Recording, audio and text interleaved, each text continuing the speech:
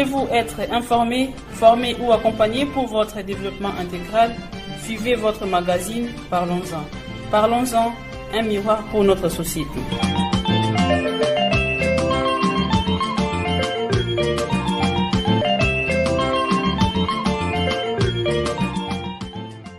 Auditrices et auditeurs, bienvenue à tous à ce magazine qui est présenté par Gabriel Makabou. La mise en onde est assurée par Jean-Claude Elassé. Notre magazine porte sur la perception de Mpox par la population de la ville de Kisangani. Bonne condition d'écoute à toutes et à tous.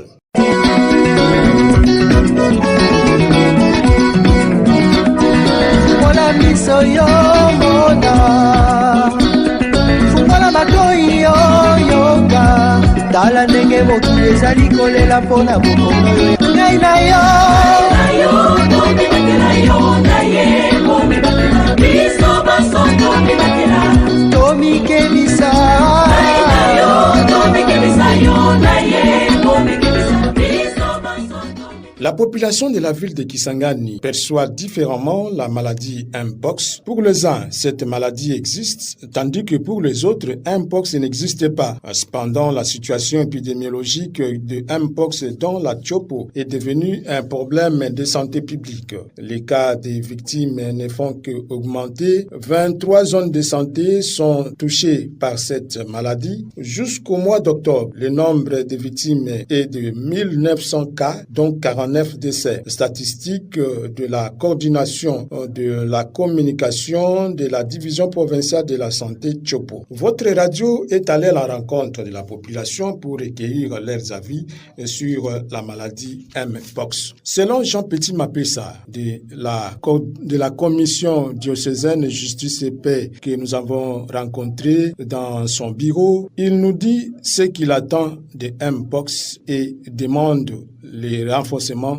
des activités de sensibilisation. Bon, monkeypox, selon mon entendement, c'est une maladie virale. Bon, c'est le virus des singes. Je sais que, en tout cas, ma compréhension en ce sens-là. Bon, c'est presque comme variole, varicelle. Bon, je vois dans les images avec presque les mêmes symptômes. Bon, j'ai pas encore vu une personne atteinte de cette maladie, mais je vois quand même les images à la télé et dans les affiches.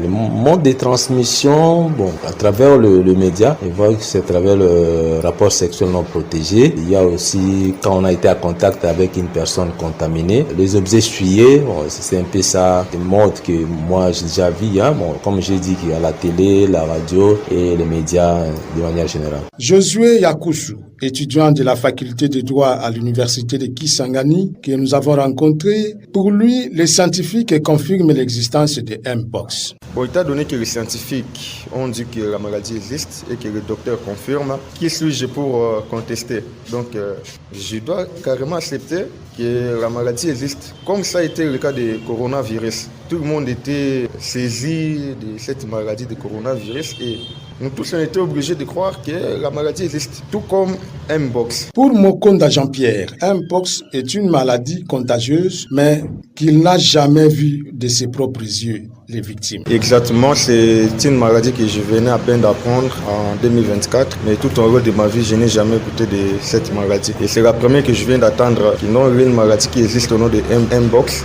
seulement en 2024. Parce que je n'ai jamais vu une personne, d'abord, ici à la Kisangani, qui souffre de cette maladie. Mais du moins, j'entends, j'écoute, je vois dans des images que non, que la maladie existe réellement. Le coordonnateur du programme de communication pour la promotion de la santé à la division provinciale de la santé, John Mundele, il explique en tant qu'expert ce qu'on attend par Mpox et les symptômes.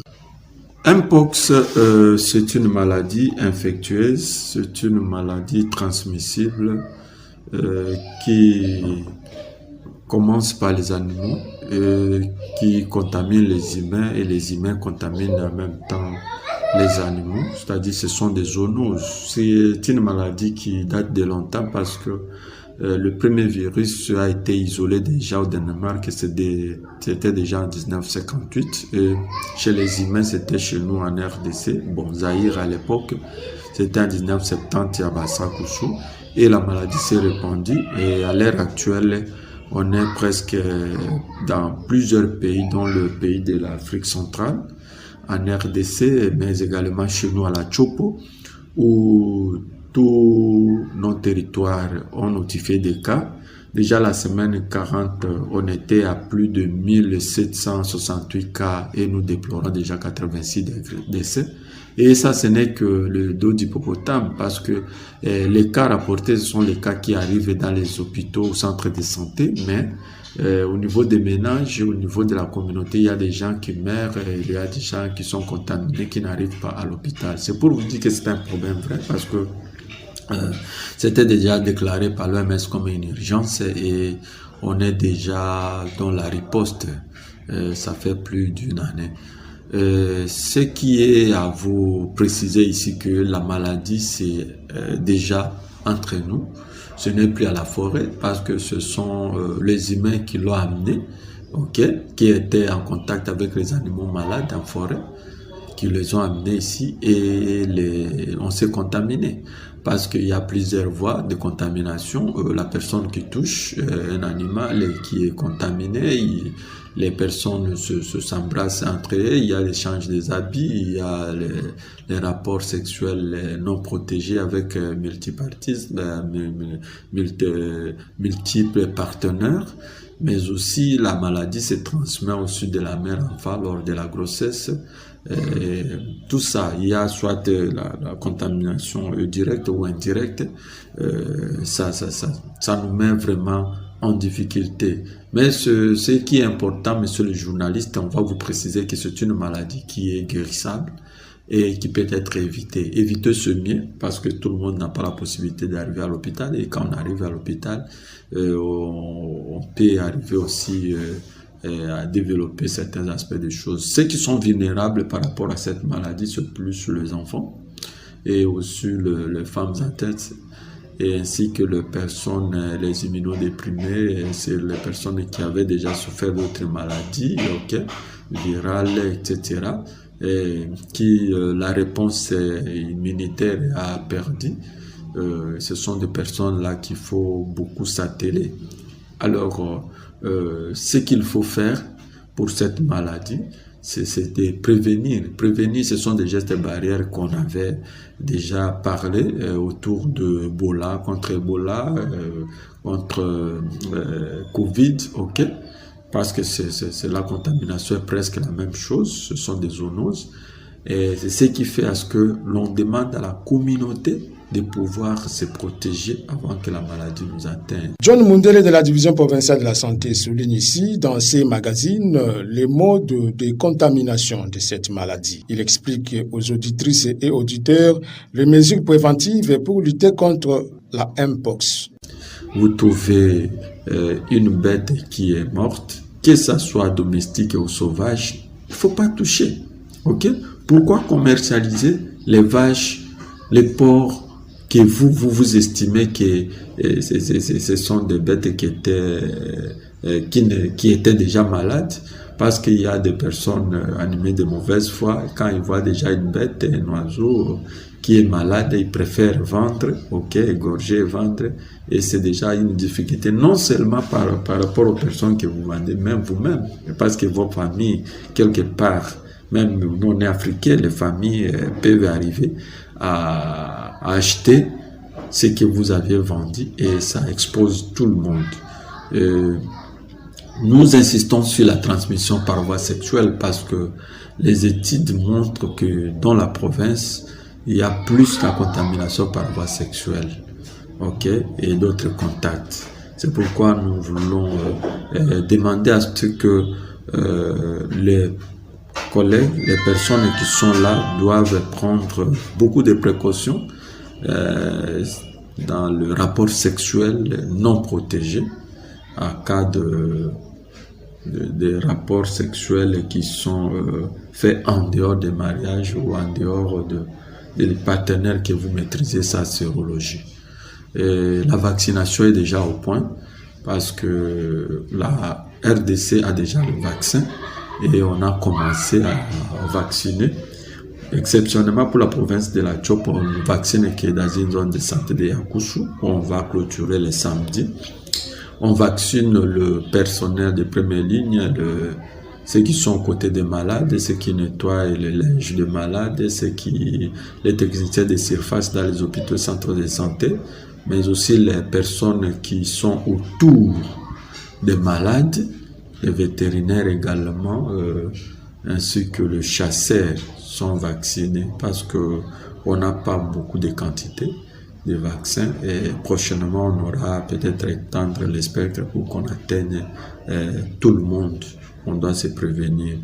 Et ce qui est important que la population commence à comprendre parce que tous les cas communautaires commencent à être orientés dans les centres de prise en charge. Nous avons des centres de traitement de Mpox au niveau de la province, dans la ville, mais 3 pour toute la province, c'est-à-dire à l'hôpital général Maximo Kisangani, là on soignait autrefois Covid, ou à l'hôpital du Cinquantenaire, mais aussi à l'hôpital d'Isangui. Mais tous les hôpitaux généraux, ainsi que les centres de santé de l'État, on soigne et le traitement est gratuit.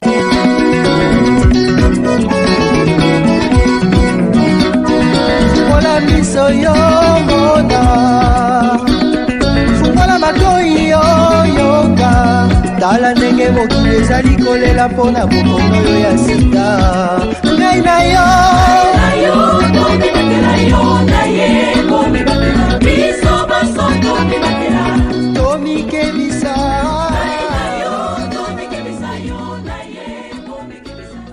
Cette émission a été produite par la RTA avec l'appui technique d'Internews dans le cadre du projet Renforcer les radios rurales en RDC, 3R RDC, financé par la coopération suédoise. C'est la fin de ces magazines produits sur la perception de monkeypox pour la population de la ville de Kisangani, chef-lieu de la province de la Tchopo. Ce magazine a été présenté par Gabriel Makabou. Jean-Claude Elassé était à la mise en onde. Nous allons nous retrouver dans les prochains numéros. Au revoir.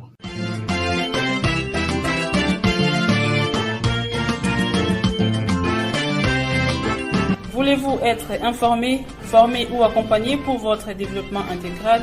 Suivez votre magazine Parlons-en. Parlons-en, un miroir pour notre société.